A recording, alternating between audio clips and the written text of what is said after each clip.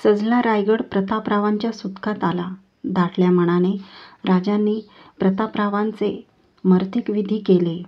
सरलष्करपदाची मोकळी जागा मानवस्त्रासह हंसाजी मोहित्यांना दिली. ती देताना हंबीरराव ही खिताबत त्यांना बहाल केली.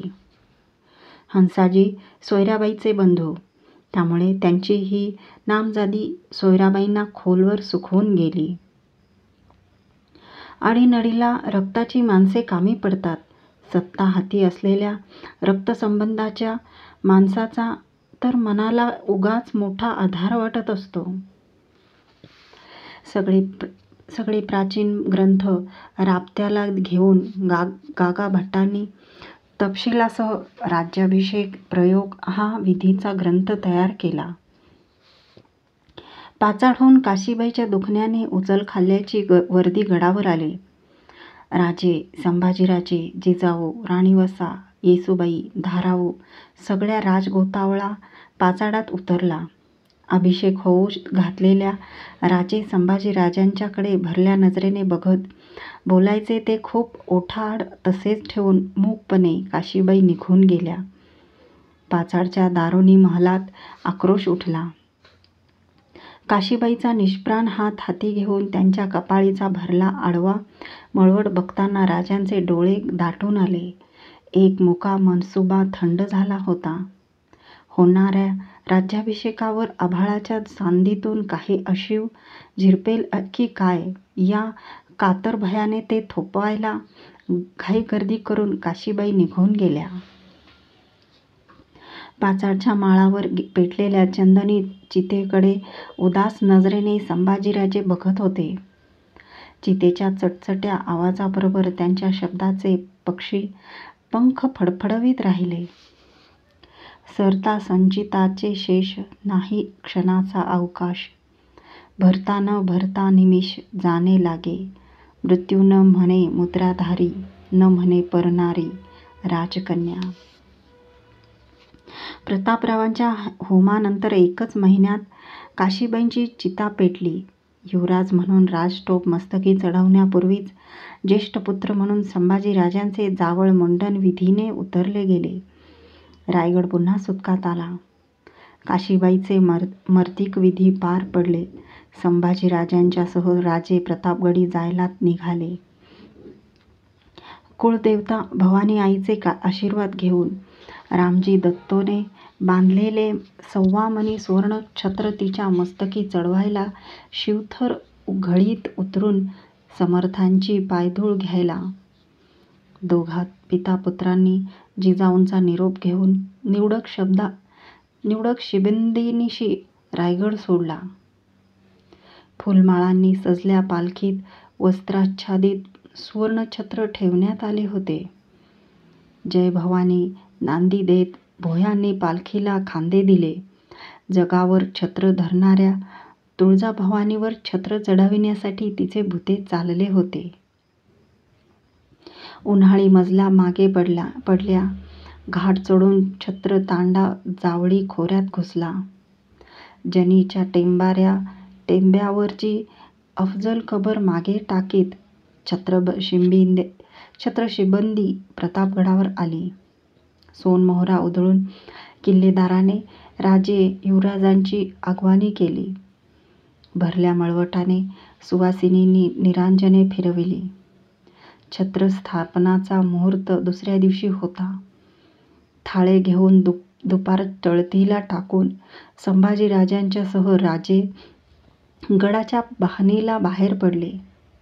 गडाच्या मोक्याच्या जागा बघून स्वाऱ्या अब्दुल बुरुजावर आल्या. दूरवर हंड्या एवढ्या दिसणाऱ्या अफजलच्या कबरीकडे बघत राजे गंभीर झाले.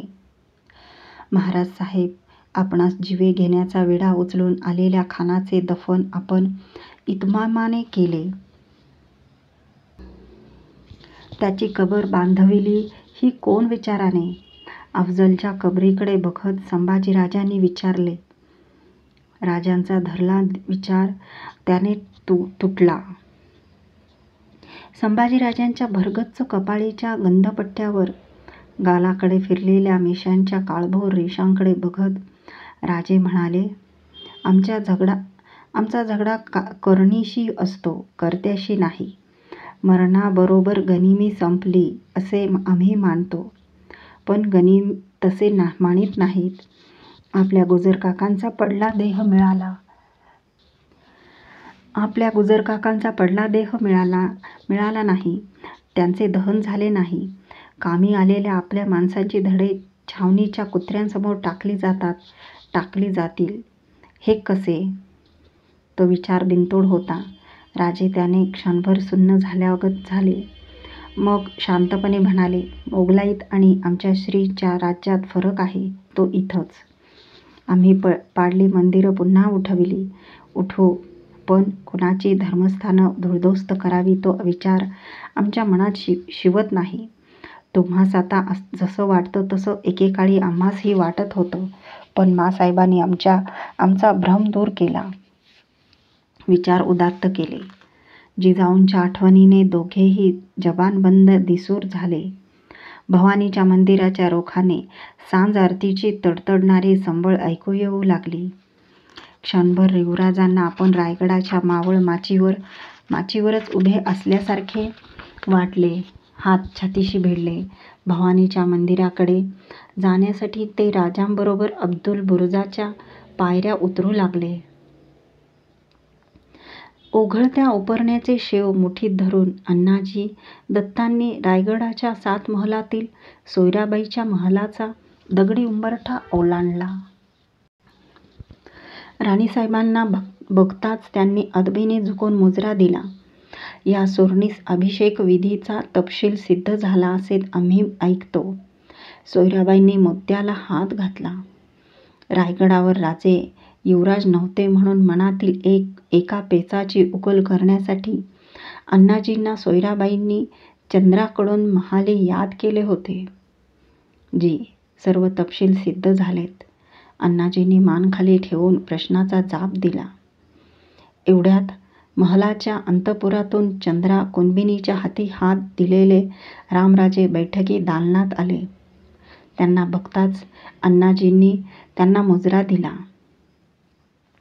रामराजांना जवळ घेत सोयराबाईंनी त्यांच्या गळ्यातील ठीक असलेल्या मोतीकंठा उगाच पुन्हा ठीक केल्या.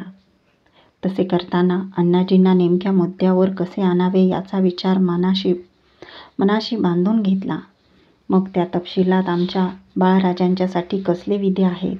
सोयराबाईंची जरबी नजर अण्णाजींच्या थोराड पगडीभोवती फिरली आणि त्यांच्या कपाळीच्या गंधटिळ्यावर बसली.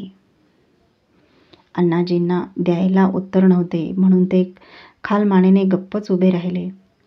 का सुरणीस यांच्यासाठी कोणतेच विधी नाहीत? तुम्ही गप्प का? सोयराबाईंचा आवाज बांधील झाला.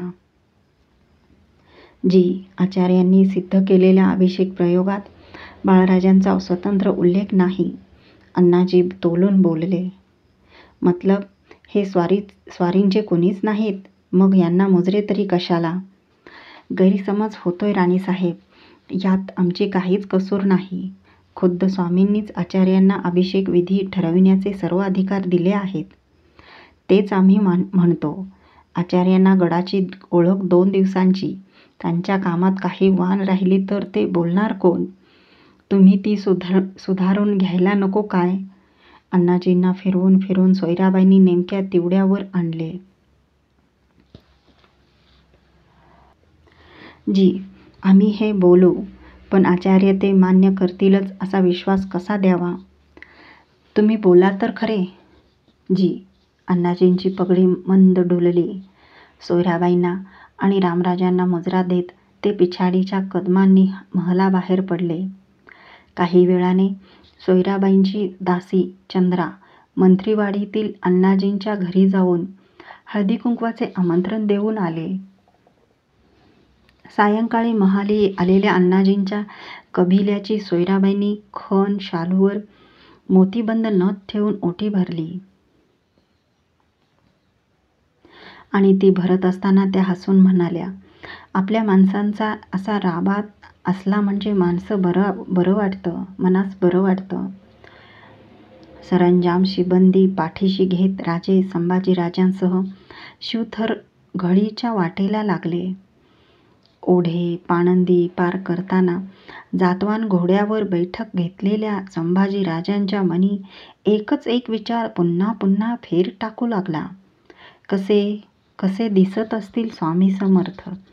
सूर्यभक्त, रामसेवक, संन्यासी. संन्यासी असून ठिणग्यांसारख्या शब्दांचा प्रपंच ओठात नांदवणारे. केवढ्या मानतात आबासाहेब त्यांना. लतावेलींनी मेट धरलेली शिवथरची घोळ जवळ आली.